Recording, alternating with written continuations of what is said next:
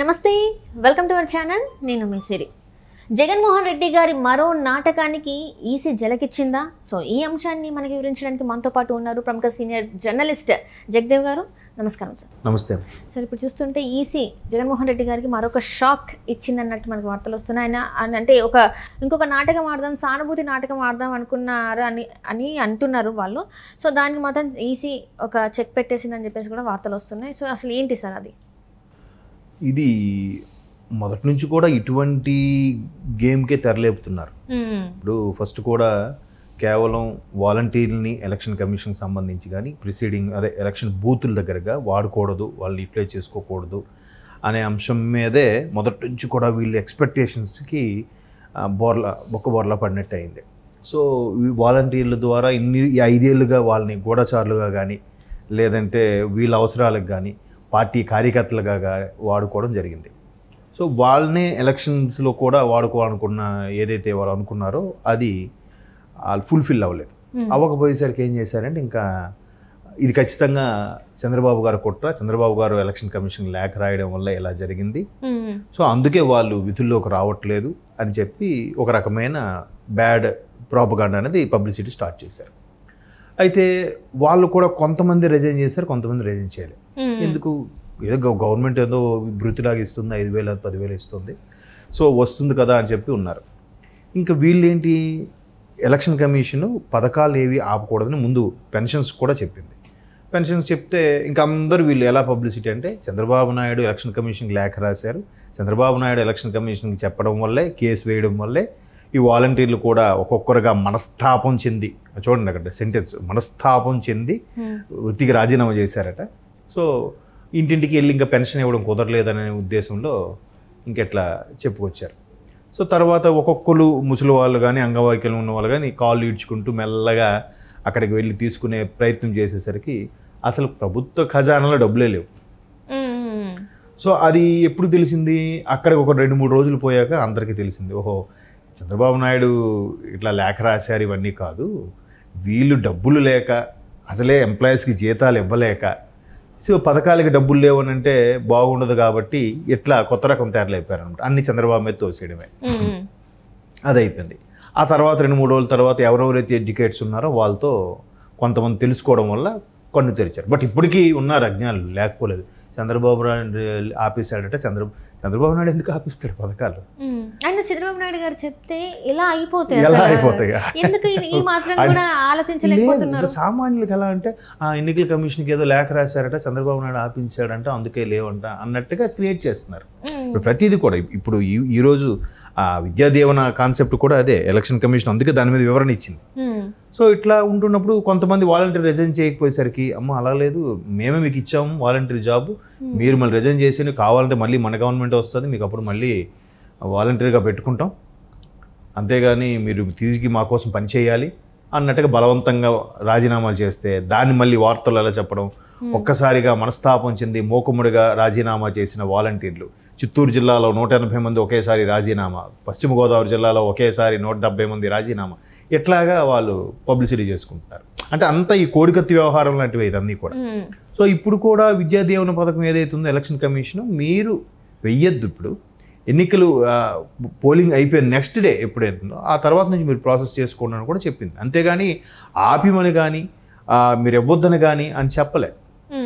So దాన్ని కూడా ఇప్పుడు ఎలా చేశారు, ఏదైతే ఎన్నికల కమిషన్ చంద్రబాబు నాయుడు గారు లేఖ రాశారో ఎన్నికల కమిషన్కి, వాళ్ళు స్ట్రిక్ట్గా ఫాలో అవుతున్నారు. ఎందుకంటే మీ బిడ్డ ఒక్కడైపోయాడు, మీ బిడ్డ ఒక్కడైపోయి అక్కడ కూటమితో తయారయ్యారు, కూటమి అందరూ కలిసి నా మీద అటాక్ చేస్తున్నారు, వీళ్ళు అక్కడ సెంట్రల్లో బీజేపీ వాళ్ళతో మాట్లాడుకొని ఎలక్షన్ కమిషన్ ద్వారా వాళ్ళకు ఉపయోగకరంగానే నడుచుకునేలాగా చేస్తున్నారు అన్నట్టుగా ఇంకా 1కి 10 యాడ్ చేసి క్రియేట్ చేస్తున్నారు. ఇప్పుడు మీరు జగన్మోహన్ రెడ్డి గారి సభల్లో కూడా చూస్తే ఎంత హాస్యాస్పదంగా అనిపిస్తుంది అంటే, చంద్రబాబు నాయుడు ఏమైనా స్పెషల్ స్టేటస్ తెచ్చాడా అంటే లే చెప్పండి, చేతిలో ఒప్పండి అని అడుగుతున్నాడు ఆయన. లే అని స్పెషల్ స్టేటస్ ఆయన ఇప్పుడు 5 ఏళ్ళు అయిపోయింది, తర్వాత 5 ఏళ్ళు ఎవరున్నారు? అది చూడండి, అది అంత నేనేం చేయలేదు, నేను అన్నీ మంచిగా చేశాను అనే ఫీలింగ్లోనే ఉన్నారు ఇప్పటికి కూడా. ఎంతసేపు ఈ పథకాలు, సంక్షేమ పథకాల ద్వారా మీకు అంతే లబ్ధి చేకూరింది, మీతో ప్రతి ఇంట్లో కూడా బాగుపడ్డారు, నా వల్లే మీరు బతుకుతున్నారు నా వల్లే మీరు ఇదవుతున్నారు అన్నట్టుగానే చెప్తున్నాడు ఆయన. అది కూడా ఏంటి, వాళ్ళ పాకెట్లో తీసి ఇచ్చినట్టుగా. చూసారా, అన్నిటికీ కూడా ఇలాగే ఇప్పుడు సంక్షేమ పథకాలకు సంబంధించి విద్యా దీవెన కానీ, లేదంటే అమ్మ ఒడికి సంబంధించి కానీ, లేదంటే పెన్షన్లకు సంబంధించి కానీ, తర్వాత రైతు భరోసా సంబంధించి ప్రతీది కూడా దీనికి లింక్ పెట్టేసి, అంటే వాస్తవానికి వీళ్ళ దగ్గర ఖజానాలో డబ్బులు లేవు అనేది ఎవరికి తెలుస్తుంది? ఉద్యోగస్తులకు కానీ, ఉద్యోగులు రిటైర్ పెన్షనర్స్కి కానీ, లేదా ఆ ఉద్యోగుల మీద డిపెండ్ అయిన కొంతమంది డిపెండెంట్స్కి కానీ వాళ్ళకి అసలు విషయం తెలుస్తుంది. మిగతా వాళ్ళకి సామాన్యులకు తెలియదు కదా. నిన్న కూడా ఒక మన లేడీ జర్నలిస్ట్ ఒక ఆమె ఇలాగ బ్యాంక్కి వెళ్ళి, ఏమ్మా ఇంతవరకు వచ్చావంటే, మరి ఏం ఇంటి వరకు వచ్చి ఇవ్వరంట కదా, ఇంటికి వెళ్ళి ఇవ్వాలని ఎలక్షన్ కమిషన్ కూడా వాళ్ళకి సపోర్ట్ చేయమని కూడా చెప్పింది. వాళ్ళకి ఎవరెవరైతే తీసుకోలేరో వాళ్ళకి ఇంటికి వెళ్ళవమని కూడా చెప్పింది. కానీ వీళ్ళది పెడచెవిన పెట్టి కేవలం చంద్రబాబు గారి మీద, అలాగే ప్రతిపక్షాల మీద దుయ్యబట్టడానికి, వాళ్ళ మీద తోసేయడానికే కావాలని మనుషులను పెట్టి ఇవ్వలే. ఎందుకంటే వీళ్ళు ఎప్పుడైతే వాలంటీర్ల ద్వారా ఇవ్వకూడదు, వాలంటీర్లు విధుల నుంచి తొలగించాలని ఎన్నికల కమిషన్ ఆర్డర్స్ పాస్ చేసిందో వెంటనే వీళ్ళు కోర్టుకు కూడా వెళ్ళారు. ఇక్కడ మేము పథకాలతో, సంక్షేమ పథకాలు పేద ప్రజల కోసం చాలా ఇదిగా పనిచేస్తున్నాం, వాళ్ళ కోసమే మా యావదాస్తులు ఇచ్చేస్తున్నాం, మీరు ఇలాంటి సందర్భంలో వాలంటీర్లను తీసేయాలంటే ఎలాగూ అని చెప్పి కోర్టుకు వెళ్తే కోర్టు ఒకటే ప్రశ్నించింది, ఎంతవరకు ప్రభుత్వాలు నడిచాయి స్వతంత్ర భారతదేశంలో? ఆ ప్రభుత్వాల్లో చాలా వరకు పథకాలు కూడా ఇంతకుముందు గత ప్రభుత్వాలు కూడా కొన్ని పెట్టాయి. గత ప్రభుత్వాలు ఎప్పుడు కూడా వాలంటీర్ వ్యవస్థ లేకుండానే వాళ్ళకి అవసరమైన ఇంటికి వెళ్ళి ఇవ్వడం, లేదా దగ్గరలో ఉన్న ఏర్పాటు చేయడం అన్నీ చేశాయి. అండ్ మోర్ ఓవర్ పక్క రాష్ట్రాలు ఏవైతే ఉన్నాయో పక్క రాష్ట్రాల్లో కూడా ఈ విధంగా వాలంటీర్ వ్యవస్థ ఉందా అని అడిగింది ప్రభుత్వ తరపు లాయర్కి. అడిగితే వాళ్ళు హ్యాండ్స్ అప్ అవుతున్నారు. మరి వాళ్ళు ఎలా నడిపిస్తున్నారు? అకౌంట్లోకి పడుతున్నాయి కదా. డైరెక్ట్గా పడడము, లేదంటే వీళ్ళు వేసిన థంబ్ ఇంప్రెషన్ వల్ల వాళ్ళ ఇంటికి వచ్చి ఇవ్వడము ఏదో జరుగుతుంది. మరి వాళ్ళందరూ ఎలా చేస్తున్నారు? మీరు ఎందుకు చేయలేకపోతున్నారు? మీరు ఆ వాలంటీర్ వ్యవస్థ మీద ఎందుకు డిపెండ్ అవుతున్నారు? వాళ్ళ గురించే పదే పదే గుచ్చి ఎందుకు అడుగుతున్నారు అన్నట్టుగా న్యాయస్థానానికి సందేహం వచ్చింది. సో అది కొట్టేశారు. ఇంకా వీళ్ళు వేసుకున్న ప్లాన్ ఏంటి? వాలంటీర్ వ్యవస్థని ఖచ్చితంగా వాలంటీర్లతోనే ఎన్నికల నిర్వహణ జరిపిస్తే, ఈ పథకాలతోని ఆ వాలంటీర్ వ్యవస్థతోనే మనం కళ్ళు మూసుకొని గెలిచేస్తాం, అట్లీస్ట్ సగం సీట్లు వచ్చినా మనకు చాలు, ప్రభుత్వం ఫామ్ చేసేస్తాం. ఎట్లాగో చాలామంది ఇప్పటికీ అమాయకులు, అజ్ఞానులు ఉన్నారు కాబట్టి వాళ్ళకి ఇవన్నీ తెలియదు కాబట్టి, ఎందుకంటే జగన్మోహన్ రెడ్డి ఆయన పాకెట్లోంచి ఇస్తున్నారని అనుకుంటున్న నేపథ్యంలో ఓకే అమ్మ జగన్మోహన్ రెడ్డి రాకపోతే పథకాలు ఆగిపోతాయేమో అని. ఎందుకంటే నాకు తెలిసిన ఒక సోదరి ఇలాగే ఉంది, ఆవిడెప్పుడు కూడా 1వ తేదీన ఫంక్షన్స్ ఏమైనా కూడా రాదు. ఎందుకంటే 1వ తేదీని మిస్ అయితే మళ్ళీ ఇవ్వరంట పెన్షన్, అంతే. ఆ నెలకు మరి రాదు, నెక్స్ట్ మంతే మళ్ళీ. మరి ఇవన్నీ ఎవరి ఖాతాలోకి వెళ్తున్నట్టు? ఒకసారి ఇలాగే అడిగాను. అంటే లేదు, ఉదయం నుంచి 5 లోపు ఎప్పుడో రోజు ఎప్పుడో ఒక టైంలో వచ్చి ఇచ్చేస్తారట. వాళ్ళు మళ్ళీ చెప్తారంట, పలానా దగ్గర మీటింగ్ ఉంది రావాలి, ఇక్కడ ప్రభుత్వ తరపున మీటింగ్ ఉంది రావాలి, ఇక్కడ ఎంఆర్ఓ ఆఫీస్ దగ్గర మీటింగ్ ఉంది రావాలి. ఎందుకమ్మా అని అంటే వెళ్ళాలి, వెళ్ళకపోతే వాళ్ళు నెక్స్ట్ టైం మనకి పథకాల్లో పేరు తీసేస్తారంట అని. ఆవిడ ఒంటరి మహిళ అవడం వల్ల ఆవిడకి అదే ఆధారం అవడం వల్ల ఆవిడ చెప్పిన మాటలు నమ్ముతుంది. పైగా ఆవిడ చదువుకోలేదు. మనం ఎవరు ఓటేసినా తెలిసిపోతుందట బాబు, నిజమేనా అని అడిగింది నాకు ఆవిడ. అంటే ఎంత అంటే అమాయకుల్ని ఏ విధంగా ఎన్కాష్ చేసుకుంటున్నారో చూడండి. వీళ్ళు ఎవరికి ఓటేసినా కూడా వాళ్ళకి తెలిసిపోతుందంట, దాన్ని బట్టి ఆవిడకి పథకాల్లో పేరు తీసేస్తారట. అట్లా ఎంతమంది ఉన్నారు చూడండి.